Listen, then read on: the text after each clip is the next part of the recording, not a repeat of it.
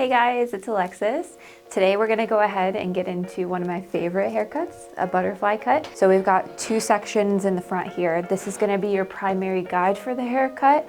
And then we've got our back subsections as well. We're just gonna go ahead and make sure everything is well saturated. We want a thorough saturation. I'm gonna go ahead and I'm gonna start with razor cutting first in the front.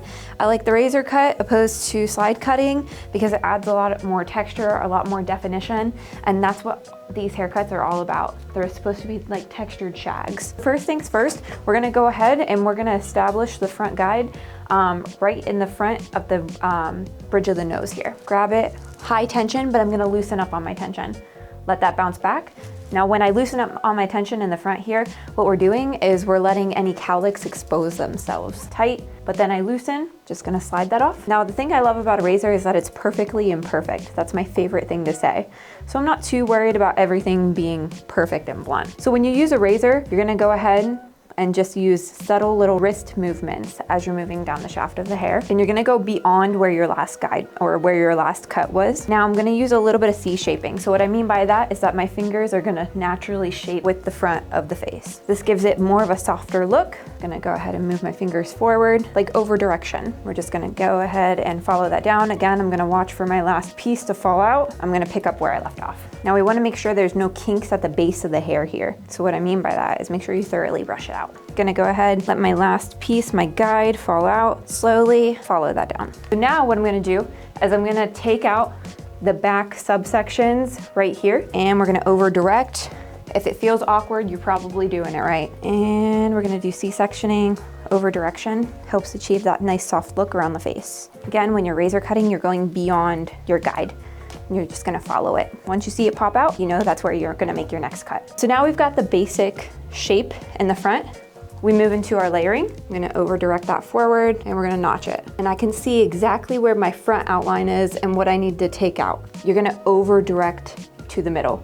We're gonna do the same exact thing on this side. I'm gonna let that subsection go. You can see all that hair that still needs cut. So you can see where my layering on top of the hair is.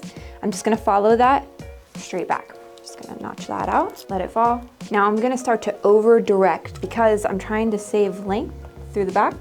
I don't wanna cut into her base length, right? At the top of the head there, we're gonna follow that guide, follow it back. And I like to follow the old school rule of don't cut past your second knuckle, especially when you're doing the layering. Just prevents a hole. We don't want any holes in the head. Now I'm grabbing some of the subsection that's right behind the ear.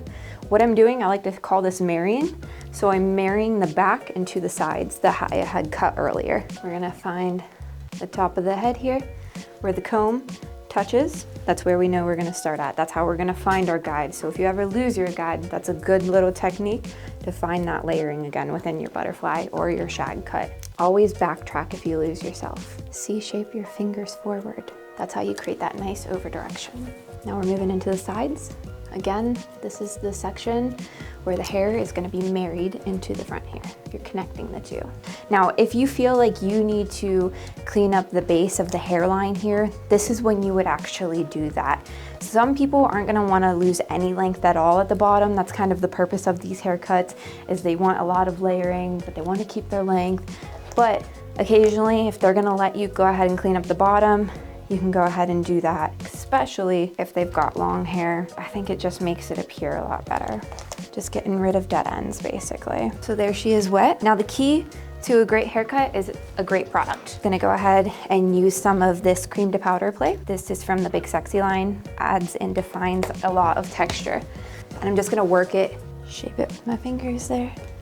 Now I could even let this go wet and it looks beautiful, but I'm gonna go ahead and diffuse it so you guys can really see the shape take place. And there it is. That's our texturized shag cut. Hopefully you learned a thing or two that you can take back home to your home salon and utilize it and practice it.